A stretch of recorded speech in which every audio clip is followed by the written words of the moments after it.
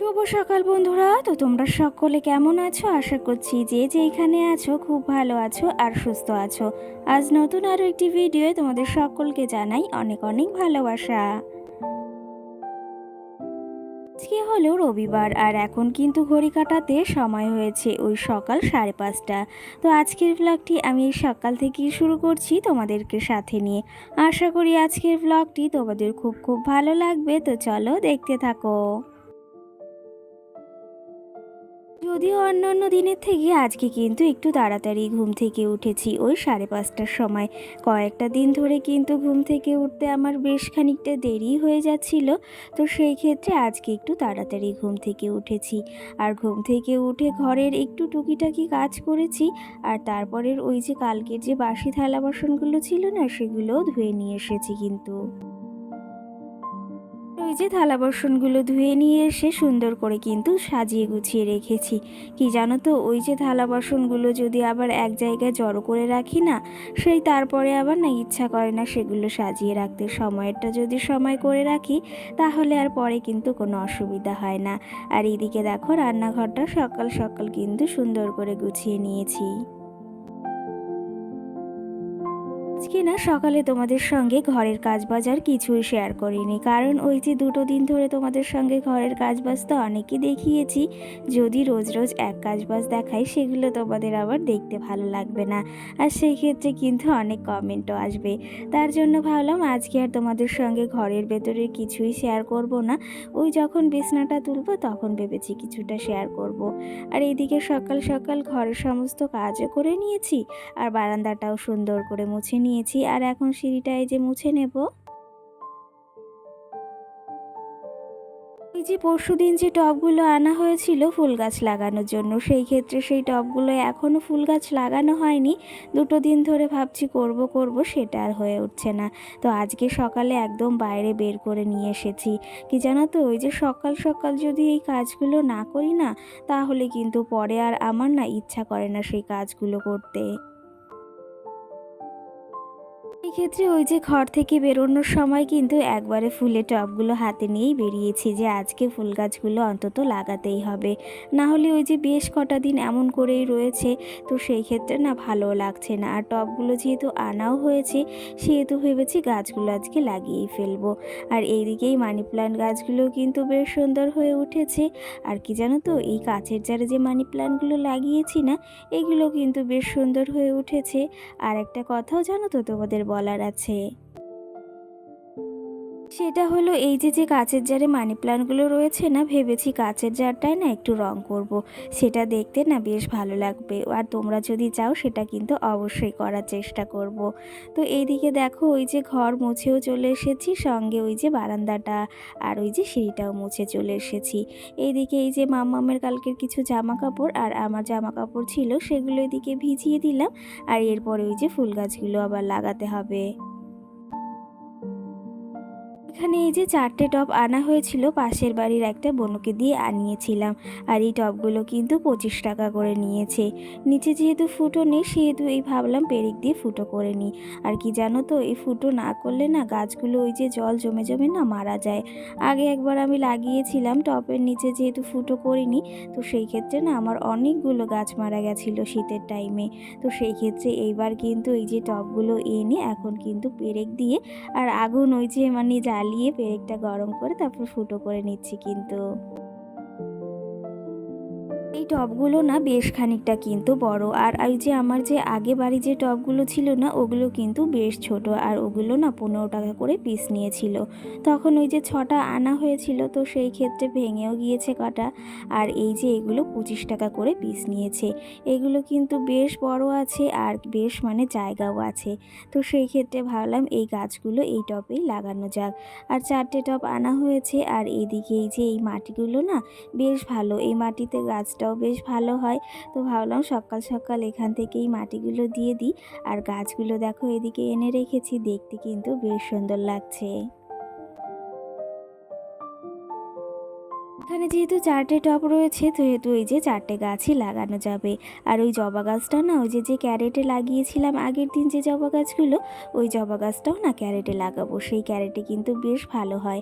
আর এই গাছগুলো ভেবেছি এই টবেই লাগাবো। আর এই গাছগুলো যদিও আমি নাম জানি না, তোমরা যদি কেউ জেনে থাকো অবশ্যই কিন্তু কমেন্টে জানিও। কিন্তু এই যে গাছটা কাটছি, এই গাছটা কিন্তু কোন ধরনের একটা ঝাউ গাছ, যদিও নামটা জানি না, কিন্তু এগুলো কোন একটা ঝাউ গাছ। আর এগুলো নতুনত্ব আমি দেখেছি জন্য আমার বেশ পছন্দ হয়েছে, তার জন্য নিয়ে এসেছি। তোমাদের কেমন লাগলো অবশ্যই কিন্তু জানিও। চলো তবে এখন এই যে গাছগুলো প্যাকেট ছাড়িয়ে নিয়েছি, আর এই প্যাকেটগুলো না আমি রেখে দিই। কি জানো তো, পরবর্তীতে যদি কোনো গাছ লাগাতে হয় তখন কিন্তু প্যাকেটগুলো ওই যে আবার সেলাই করে না সেই গাছগুলো লাগানো যাবে। সেই ক্ষেত্রে আমার কাছে বেশ খানিকটা ওই প্যাকেটও জমা হয়েছে, আর সেগুলো না বেশ যত্ন করেও রেখে দিয়েছি। তো চলো তবে এখন এই গাছগুলো টুকটুক করে লাগানো যাক। সকাল সকাল না গাছ লাগানোর মজাটাই কিন্তু একদম আলাদা। আর কি জানো তো, আমি না গাছগাছালি লাগাতে ভীষণই ভালোবাসি, আর এখন না আরও বেশি গাছ লাগাতে ইচ্ছা করে। তো সেই ক্ষেত্রে তোমাদের দাদাভাই আমাকে বলে যে এত গাছ লাগিয়ে কি করবে, কিন্তু কি জানো তো, ওই যে মন থেকে যে একটা ভালো লাগা আছে, তো সেই ক্ষেত্রে আমি গাছ লাগাতে না ভীষণই ভালোবাসি। চলো তবে এইদিকে গাছ লাগাতে লাগাতে তোমাদের কিছু কমেন্টেরও আজকে রিপ্লাই দেওয়া যাক। যদিও রোজ তোমাদের কিছু কিছু কমেন্টের আমি রিপ্লাই দেওয়ার চেষ্টা করি, কিন্তু ওই যে একটা ভিডিওর মাধ্যমে তো সেটা সম্ভব হয়ে ওঠে না। কিন্তু প্রতিটা ভিডিওর মাধ্যমে আমি কিছু হলেও তোমাদের কমেন্টে রিপ্লাই দেওয়ার চেষ্টা করি। তো চলো তবে সেই কমেন্টের আজকে রিপ্লাই কিছুটা দেওয়ার আছে, সেগুলোই আজকে দেওয়া যাক। আমার ব্যস্ত জীবন নামে দিদিভাই আমাকে কমেন্ট করেছে, আর এই দিদিভাইটা কিন্তু আমাকে রোজই কমেন্ট করে। আর সত্যি কথা বলতে খুব সুন্দর কমেন্ট করে। অনেক ভালোবাসা নিও দিদিভাই, আর তোমার এই কমেন্টগুলো পড়তেও আমার বেশ ভালো লাগে। তো আজকে কমেন্টটা করেছে মানে আগের দিনের ভিডিওতে, যে মামাম কেমন আছে। তো সেই ক্ষেত্রে দিদিভাই মামাম এখন অনেকটাই ভালো আছে। আর কি জানো তো, ওই যে বাচ্চা কাচ্চার শরীর খারাপ হলে কিন্তু মা বাবা কখনোই ভালো থাকতে পারে না। তো সেই ক্ষেত্রে এখন মামাম অনেকটা ভালো আছে। আর সঙ্গে আরেকটা কমেন্টও করেছো, দিদিভাই বা তুমি কেমন আছো। তো সেই ক্ষেত্রে আমিও বেশ ভালো আছি, তার ভেতর কিন্তু একটু খারাপও আছি। খারাপ বলতে কি জানো তো, ওই যে গলাটা বেশ খুসখুস করছে, আর মনে হচ্ছে ঠান্ডাটা লাগবে, কেন জানি না এমনটা হচ্ছে, শরীরটা একটু খারাপ রয়েছে। তো সেই ক্ষেত্রে তার ভেতরেও কিন্তু অনেকটাও ভালো আছি। তো যাই হোক, এই যে তোমার কমেন্টের রিপ্লাইও দিয়ে দিলাম, আর তুমি যদি ভিডিওটি দেখে থাকো অবশ্যই জানিও। আজকের ভিডিওতে নতুন একটা দিদিভাই আমাকে কমেন্ট করেছে। সেই দিদিভাইটার নাম হচ্ছে, চ্যানেলের নাম বংসঙ্গী ব্লগ নামে। তো সেই ক্ষেত্রে দিদিভাইটা আমাকে নতুন কিন্তু কমেন্ট করেছে, ওই যে বললাম।